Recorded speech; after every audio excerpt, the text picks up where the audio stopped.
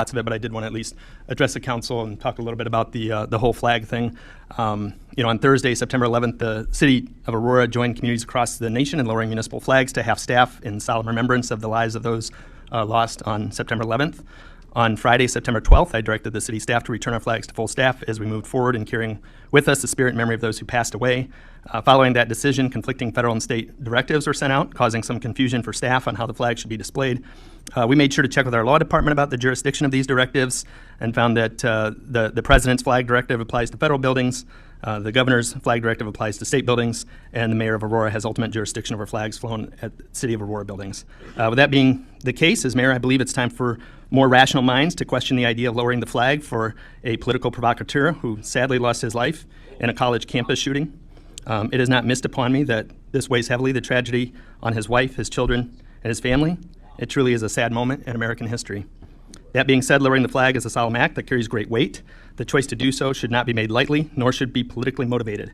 Choosing to lower the flag for a political provocateur truly diminishes the importance of the remembrance of tragedies like September 11th, and as mayor, it is my responsibility to exercise critical thinking skills, consistency around important questions like lowering the flag to commemorate a tragedy. If we decide to lower the flag for every shooting in the United States, it would be at half-mast perpetually, sadly. If you recall, in 2019, President Trump did not issue a national declaration to lower the flags to half-staff following the tragic mass shooting at Henry Pratt right here in Aurora. Earlier this year, the former Speaker of the Minnesota House, Representative Melissa Hortman, was gunned down in a tragic, politically motivated attack. No presidential order was issued to lower the flags for this heinous and horrific political assassination. And on August 8th, a black police officer by the name of David Rose was killed in the line of duty when he responded to a gunman shooting up the Centers for Disease Control in Georgia. Again, no federal orders were issued to lower the flags. There needs to be consistent guidelines on lowering the flags in the city of Aurora moving forward. What we are saying as a community when we are directed to lower our flags for a political provocateur while at the same time we're ignoring the assassinations of elected officials, public employees killed in the line of duty. We need to lower the flag. We did lower the flag out of respect for former Governor Jim Edgar, who passed away on Sunday after a long battle with pancreatic cancer. His leadership, hard work, and ability to unify the state regardless of party is an example that we can all learn from here today. His exceptional public service and the office that itself is reasons we lowered that flag. Anyway, I just want to make the point clear that I am opposed to all violence, including political violence. My hope is that for the duration of my time in public life, we don't experience any more mass shootings or national tragedies like this. While that is unfortunately unlikely, as mayor, I'll apply a consistent policy to flag displays at city buildings.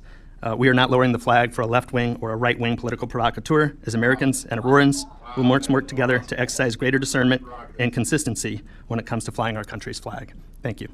Jack Pye. Mr. Pye, you have 3 minutes beginning now.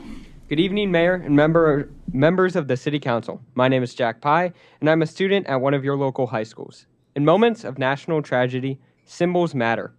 They remind us that even in our differences, we share common ground. After the assassination of Charlie Kirk, both our president and our governor directed that flags be lowered. This wasn't about politics. It wasn't about whether you agreed or disagreed with Charlie Kirk. It was about respect. Respect for our system, for tradition, and for the freedoms that define us. And yet our mayor chose not to lower the flags. This decision may look small, but it speaks volumes. When a mayor decides his personal feelings outweigh the clear direction of higher leadership, they outweigh tradition and outweigh the respect owed to our freedoms, that's not leadership. Lowering the flag is not a partisan act. It's a civic act. It says that politics must never spill into violence. It says that however heated our disagreements may get, we all stand together in the belief that every American has the right to speak freely, without fear of being silenced and without fear of being harmed. On my own podcast, where the mayor of Aurora himself joined, I welcomed voices on both sides to speak openly and freely. Why? Because I support the First Amendment, because I believe freedom of speech is the foundation of our constitutional republic. And when someone is killed for exercising that freedom, lowering the flag is not only honoring the person, it is defending the principle. The mayor's refusal to do so was more than a personal choice. It was a public statement, and it was the wrong one. Our leaders are expected to set the tone, to rise above partisanship, and to reflect the values that hold our society together. We can debate policy. We can disagree passionately, but we cannot let violence decide who gets to speak. And we cannot have leaders who shrug off the responsibility of honoring that truth. This moment was not about politics. It was about duty, and our mayor has failed this duty.